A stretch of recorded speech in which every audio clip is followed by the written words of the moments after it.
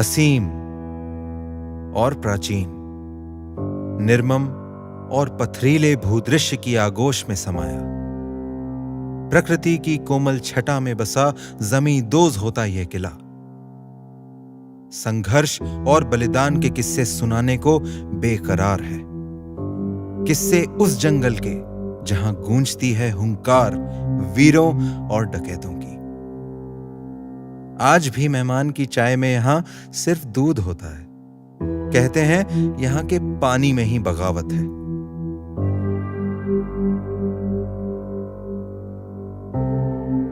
उसी पानी से सींचा हुआ बागी डकैतों को पनाह देने वाला यह जंगल आज जानवरों का स्वर्ग है। और चकमा देकर छुप जाने में तो यहां के जानवर भी माहिर हैं। यह कहानी है विंध्याचल की शान कूनों की।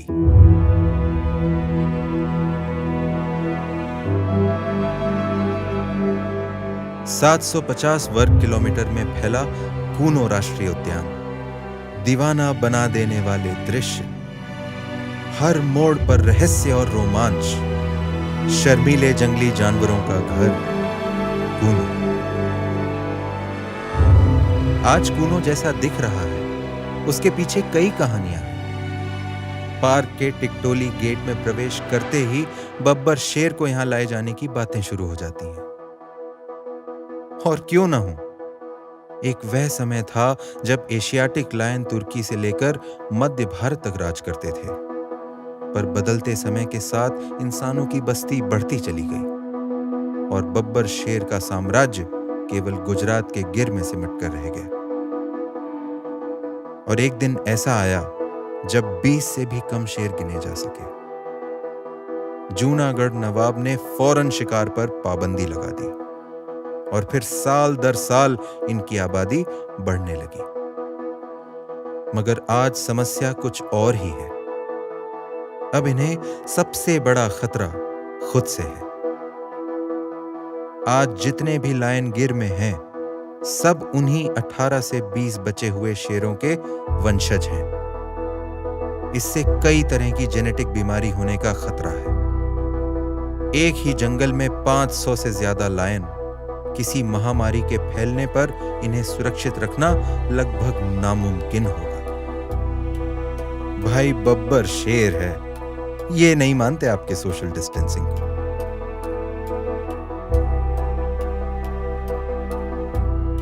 वाइल्ड लाइफ के जानकार इस बात पर तो एक मत थे। गिर के बब्बर शेरों को अब जल्द ही एक नए घर की जरूरत थी। तो 1991 में wild life institute of India ने एक अध्ययन शुरू किया और कई जंगलों के आकलन के बाद मध्य प्रदेश के Kuno Palpur wild life sanctuary को सबसे माकूल पाया गया।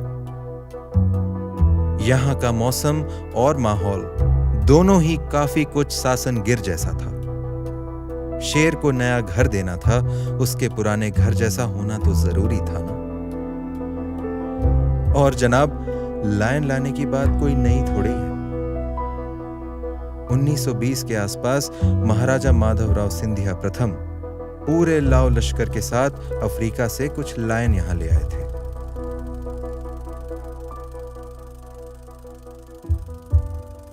और उन्हें डोप कुंड में बनी इन शानदार कोठरियों में रखा।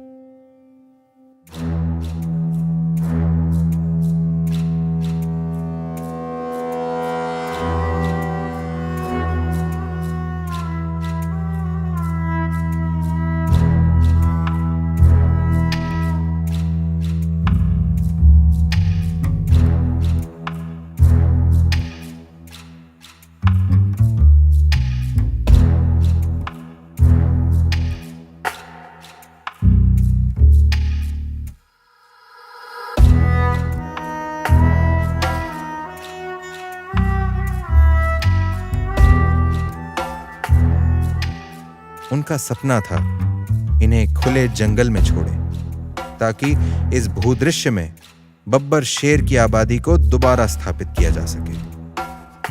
हालांकि ऐसा हो नहीं पाया, पर मानना पड़ेगा महाराजा सिंधिया की सोच समय से बहुत आगे थी। डोप कुंड के पास रहने वालों की माने तो आज भी रात में इस खाई में बब्बर शेर की दहाड़ गूंजती सुनी जा सकती है। दिमाग तो इस कहानी को नहीं मानता, पर दिल है कि मानता नहीं। फिर जब वन विभाग ने इस पर विधिवत रूप से काम शुरू किया तो उद्देश्य था शेरों को आजादी और सुकून में रहने लायक एक घर देना, और इसके लिए जरूरी था कूनो अभयारण्य में बसे सभी 24 गांवों में रहने वाले 1500 से ज्यादा परिवारों को यहां से विस्थापित करना। गांव वालों की भलाई और सुरक्षा भी इसी में थी। क्या है ना, मिस्टर एंड मिसेस सिंह को शांत माहौल में रहना पसंद है। यहां रहने वाले सहरिया और बाकी समुदाय के लोगों ने सिंहों के लिए विस्थापन के कठिन रास्ते को खुशी खुशी अपना लिया। वैसे भी बाहरी दुनिया से कटकर जंगल में रहना आसान नहीं था। नदी के आसपास की जमीन उपजाऊ तो थी, पर दूसरी तरफ यह चट्टानें डकैतों को भी पनाह देती थी।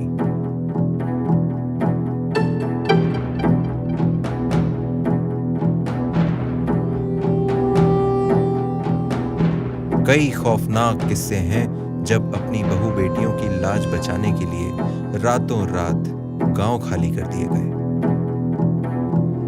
कूनो पालपुर से पलायन कर लेना सभी के लिए फायदे का सौदा साबित हुआ। विस्थापन का इतना बड़ा प्रोजेक्ट पालपुर राजा श्री जगमोहन सिंह के समर्थन के बिना संभव नहीं था। आखिर गांव वालों को उन पर अटूट भरोसा था। राजा, प्रजा और शासन के मिले जुले प्रयासों से सभी 24 गांवों को 1998 से 2003 के बीच कूनो से बाहर अगरा ग्राम में विस्थापित कर दिया गया।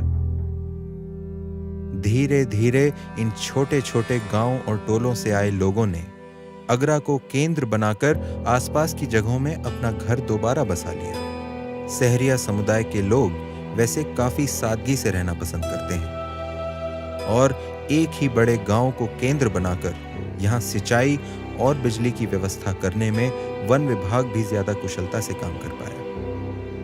रिलोकेशन के बाद सरकार की मदद से आदिवासियों ने कूनो संघर्ष समिति का गठन किया, जो कि आज भी लोगों और सरकार के बीच सेतु का काम करती है।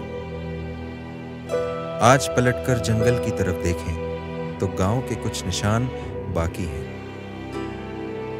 पर ना जाने क्यों इन टूटी दीवारों को देखकर सन्नाटे का नहीं बल्कि सुकून का एहसास होता है। दिल थोड़ा रुआंसा भी होता है इन लोगों के बलिदान को देखकर, जो जंगल की भलाई के लिए अपना घर छोड़कर चले गए।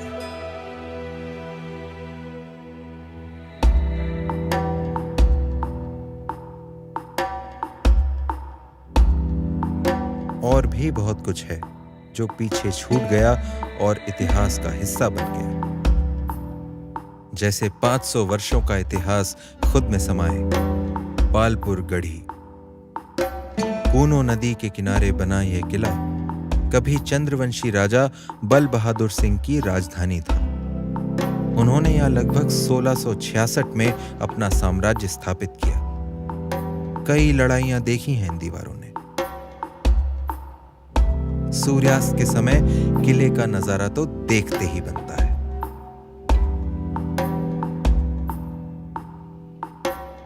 आमेट का किला तो अब लगभग पूरा ही जंगल की आगोश में आ गया है।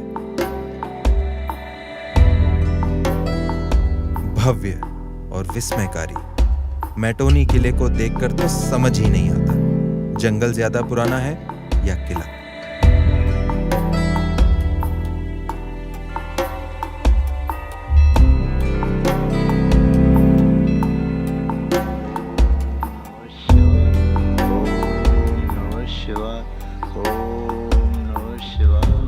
इस क्षेत्र की लोक कथा और संस्कृति को आज भी धोरेट बाबा सिद्ध स्थली और बाबा रन सिंह के दरबार ने जीवित रखा है।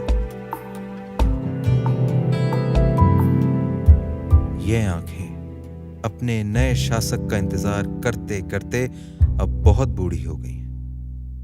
सालों पहले जब बागी डकैतों का इन गांवों पर अचानक हमला करके लूट लेना आम बात थी, तब यहाँ के निवासियों ने दूर दूर तक नजर रखने के लिए ऐसे मोर्चे बनाए थे।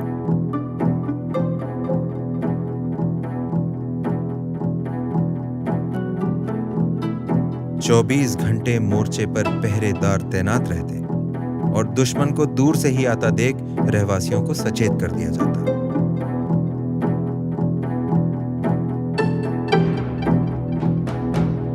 जंगल में पहरेदारी के लिए वॉच टावर बनाने की तरकीब शायद यहीं से आई।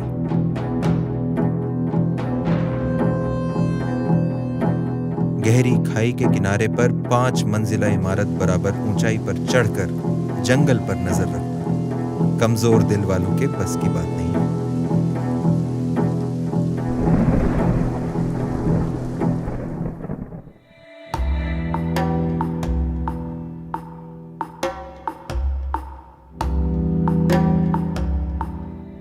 जंगली जानवरों को सुरक्षा देना तो एक बात है, पर उन्हें यह अपना घर लगे, इसके लिए खाने और पीने की व्यवस्था उतनी ही जरूरी है। दुरैंडी की नर्सरी वही काम करती है, जहां शाकाहारी जानवरों के लिए आवश्यक विभिन्न प्रकार की घास प्रजातियों के रोपे तैयार किए जाते हैं। कूनों के जंगल में कूनो नदी ही जीवन का आधार है। बाकी के ज्यादातर नाले गर्मियां आते आते सूखने लगते हैं और नदी से थोड़ी ही दूरी पर पानी की कमी हो जाती है। इस समस्या का हल दिया कैर खोह ने। पूरे साल जमीन से निकलने वाली पानी की इस मोटी धार को केवल ग्रेविटी की मदद से 12 किलोमीटर लंबी पाइपलाइन के जरिए रास्ते में बने अलग अलग तालाबों तक पहुंचाया जा रहा है। कमाल है ना? अभी तक कूनों में बब्बर शेर तो नहीं आए, पर इस जंगल को लायन प्रोजेक्ट और इन सभी प्रयासों से काफी लाभ हुआ। इसमें वाइल्ड लाइफ और आदिवासी समुदाय के लोगों दोनों का फायदा हुआ। अरावली और माधव नेशनल पार्क के बीच बैठे कूनों को जंगली जानवर तो हाईवे की तरह इस्तेमाल करते हैं। राजस्थान के रणथंभौर और मुकुंदरा हिल्स टाइगर रिजर्व के बाशिंदे भी खुद ही यहां आते जाते रहते हैं। करधई और खैर के इस जंगल में आते ही हर तरफ जंगली जानवर दिखते हैं। यहाँ के घास मैदान अफ्रीकन सवाना की याद दिलाते हैं और इनमें से कई घास मैदान तो कान्हा और बांधवगढ़ के मैदानों से भी बड़े हैं। करधई के बारे में माना जाता है कि बारिश आने से पहले हवा की नमी से ही यह पेड़ हरा होने लगता है। हार न मानना तो कोई इनसे सीखे। कभी हार न मानने का यही जज्बा कूनों की भी पहचान है। और अचानक ही यहां एक सागौन का जंगल सामने आ जाता है, जैसे मानो पूर्वी मध्य प्रदेश से उठाकर किसी ने इसे यहां सजावट के लिए रख दिया। आगे झुंड में चीतल, पीछे विंध्याचल। अद्भुत नजारा है और चिड़िया में उत्सुकता रखने वालों के लिए तो यह जन्नत से कम नहीं।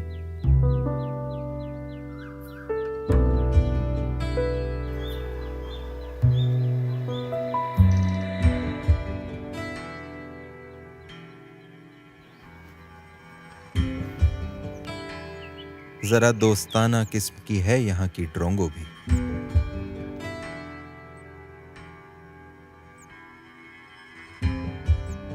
जैसे ही जंगल को थोड़ी सुरक्षा मिली, शाकाहारी जानवरों का घनत्व प्रति स्क्वायर किलोमीटर 2.5 से बढ़कर आज 65 हो चुका है। विश्वास नहीं होता कभी कभी मानव का कुछ ना करना भी जंगल के लिए क्या कुछ कर जाता है। शुरुआती दौर में 350 वर्ग किलोमीटर में फैला कूनों का जंगल एक पत्ते के आकार का था और कूनो नदी इसकी रीढ़ की हड्डी, जो इसे जीवन दान भी देती थी। तब इसका दर्जा अभयारण्य का था, किंतु 2018 में इसका क्षेत्रफल 400 वर्ग किलोमीटर बढ़ाकर राष्ट्रीय उद्यान का दर्जा दे दिया गया, जो कि एशियाटिक लायंस का घर बनाने के लिए जरूरी था। कूनो राष्ट्रीय उद्यान में टाइगर, लेपर्ड, बब्बर शेर एवं चीता, चारों बड़ी बिल्ली की प्रजातियां साथ रह सकती हैं, और ऐसा ऐतिहासिक तौर पर इस क्षेत्र में पहले रहा भी है। वह दौर अब गुजर गया जब पालपुर किले से यहां का शासन चला करता था। इसे अब जंगल ने पूरी तरह अपने कब्जे में ले लिया है, या यूं कहें कि जंगल ने इस किले को अपनाया और फिर जानवरों को तोहफे में दे दिया।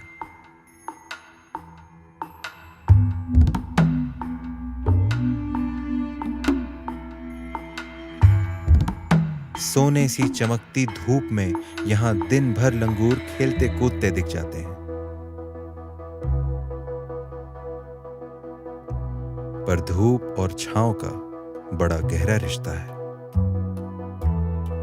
और जैसे ही सूरज ढलता है, यहां का राजकुमार सिंहासन की ओर बढ़ता है, पर वह जानता है कि वह केवल इस सल्तनत का रखवाला है।